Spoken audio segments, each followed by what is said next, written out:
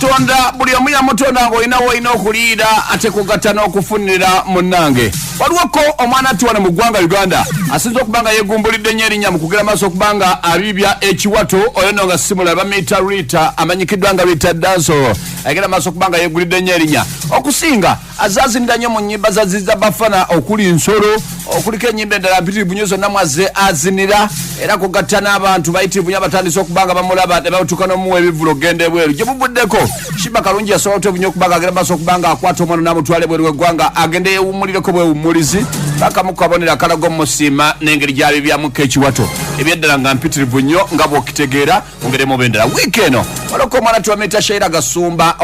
muwala wa mwami Kasumba Gashumba Franka yavuddeko agenda maaso okuba nga wandika obubaka nga asiima omwana ono engeri gy'abibyamuko ekiwato n'okuba nti asanye kuba nga abeera mu ggwanga Uganda asaanagali amawanga ng'eyo mu Jamaica ewali abasajja abategeera ennyo abantu abalina ebitone ebifaanaganako bwe biti ono mugeremu bendera okusa ku mwana ono bwe twawudde nga bitu bikutte akati bwe bityo naffe kugera maaso okuba nga tumunoonyaako ko nga yakulembeddwamu ko mwana tu ambasada wali mu kibuga Kampala yageze maaso okuba nga amuwenja waali wonna atunnyonnyole ye bwe yalabye nga atandise osiimibwa abantu be yalitamenti bali musiima bo yakiwulidde atya twekutukakasa nti beddala kino kyamusanyudde bya nsusso.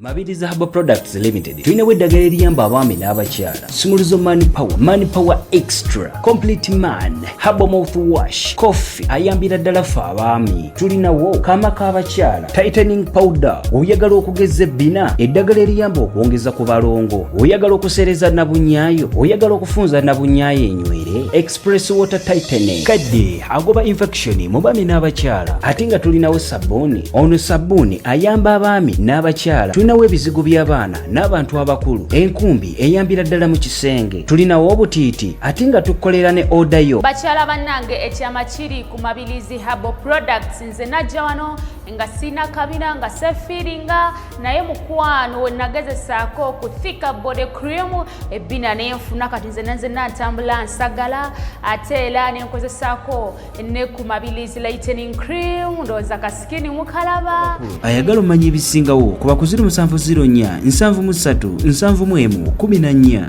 Nze nanze nasanyuse omuntu nga Shaira Gasumba oba bize bwabeerako okutuula wansi nawandika ebigambo bye yawandika kimutwalira ebbanga n'okulowooza so kati ate nange kyanzizaamu amaanyi nti olaba abantu we batu batandika okulicogonaizinga kitegeeza wooli si wabi just kwongeramu maanyi n'omuntu okwagaliza ekintu ekinene aba wa mutima mulungi aba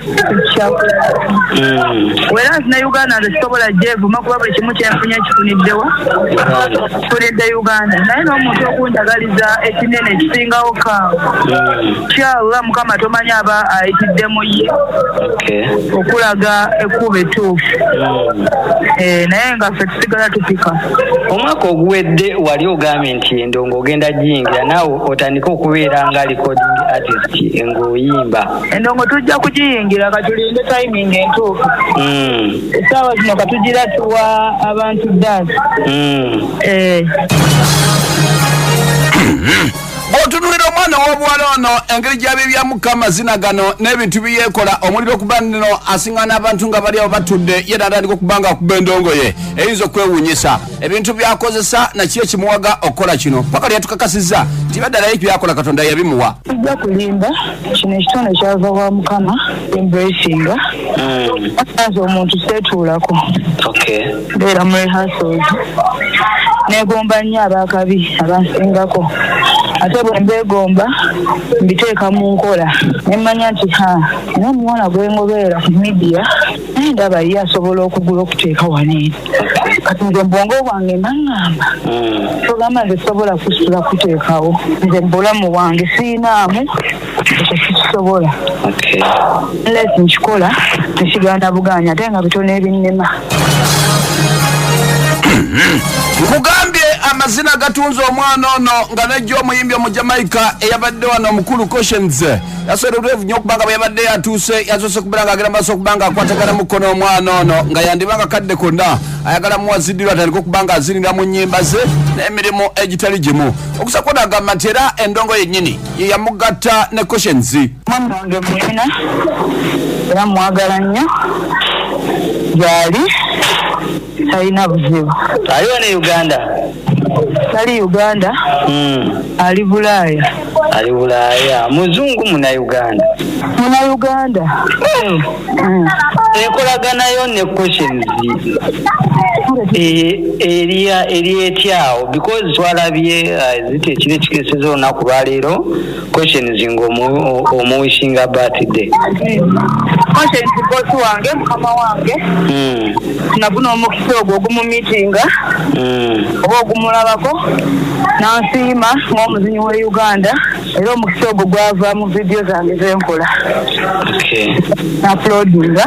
ku media platforms zange. Abazimbi abo abakabi bonna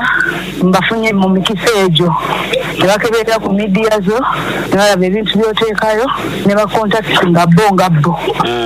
abakulabyemu omulamwa okujja okukwatagana nabo. Mufunze kati questions oyogera naye.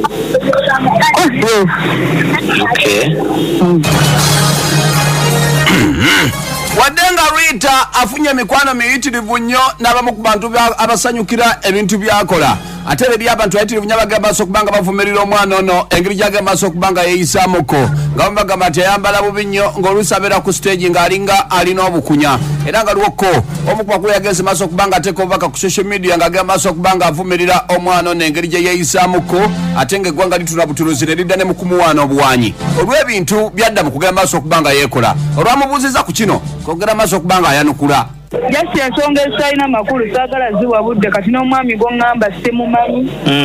kwegamba simumanyi saagala muwa budde ezo muntu yenna nkanegazizike mulimu gwange kyenkola saagala mumusembeza kuba tamanyi kikyendi alaba bulabi kikyemuwa ku midiya ye naakyogerako kati yenna abakyogeddeko mu perspective engeri gy'abakifunyemu obusimwinaako buzibu obwongo bwe tebamubuwadde